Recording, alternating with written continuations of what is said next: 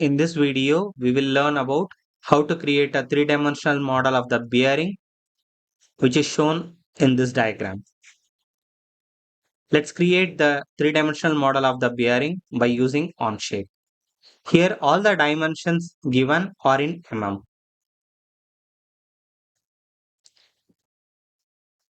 Click on Create and select the document. Rename the document as bearing.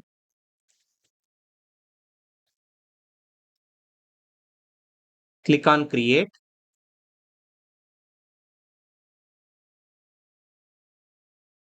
Here, the profile is in the top view. So let's try to create this profile on the top plane. So select the top plane and click on Sketch. Right click anywhere and select the option View Normal to Sketch Plane. Here there are two circles are there which is of diameter 70 and 100. So let's try to draw the circle based on the origin as center. So here let's try to draw the circle. Change the diameter to 70. Second circle, change the diameter to 100. And here there is another circle, or you can draw the arc over here. Okay.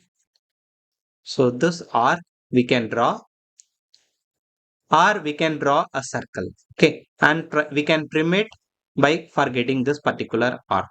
So this arc radius is 50. That means it is equivalent to the circle diameter.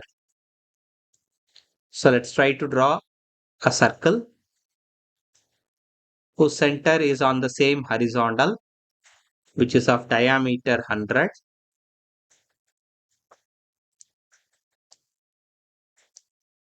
And the distance between this center and the center of the circle is 140. Let's dimension it. So between this center and this center is 140.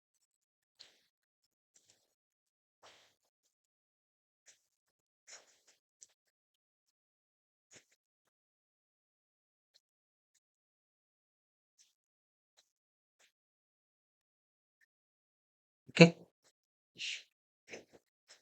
Now let's try to draw two horizontal lines for this one.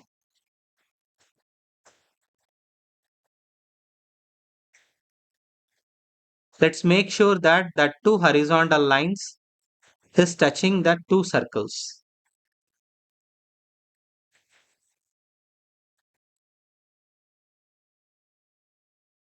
Now let's try to apply the tangential constraint between this line and the circle.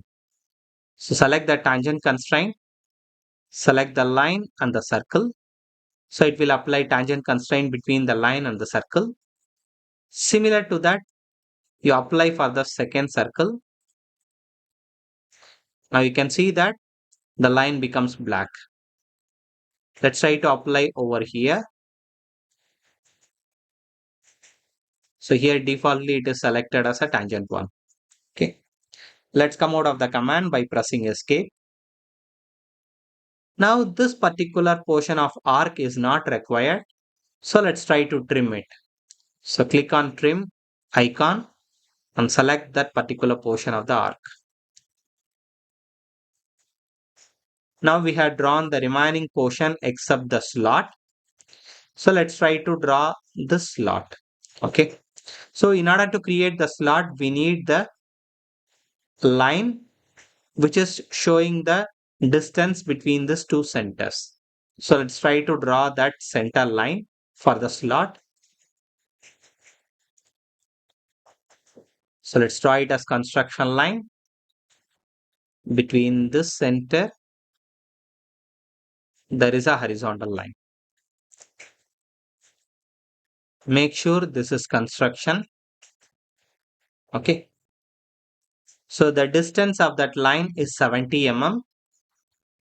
Let's change the value of dimension to 70.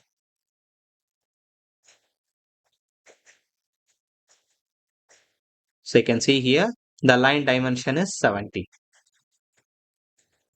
Now let's try to create a slot based on that. So the slot will be within the feature offset. So click on this drop down menu and select the slot. Select the line so that it will create a slot of diameter. The default dimension is 20. Here our dimensional requirement, it is radius 12.5. You can see here the radius is 12.5. Here the diameter is 20. So radius 12.5 means diameter is 25. So let's change the diameter to 25. So you can see here the diameter is changed as 25. So to confirm the slot, you can see the cursor, the left mouse button is active, that is with the green tick mark. So click on the left mouse button to confirm the slot. So now we have created the profile. Let's confirm it by clicking on the green tick mark at the top left. So let's try to extrude these two portions. So here the first hollow cylinder, which is at a height of 60 mm, the remaining portion is extruded to a height of 20 mm. Okay. So let's try to make two extrudes. So extrude, face and sketch regions to extrude is this. The extrusion height is 60. Let's confirm it by click on the green tick mark. But whenever we have given one extrude, the sketch will become inactive. So if you want to reuse the sketch, go to the feature tree and activate the sketch by clicking on the eye icon. So you can see here the sketch is again active now. Now once again click on the extrude. Face and sketch regions to extrude is this. Here the depth should be given as 20. So change the depth value to 20.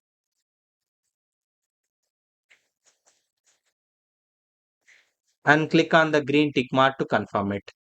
So before confirming, make sure that it is on the option add. If you give new, it will become two parts. So make sure it is add. And click on the green tick mark to confirm it. Now we have completed our bearing part. Thank you for watching.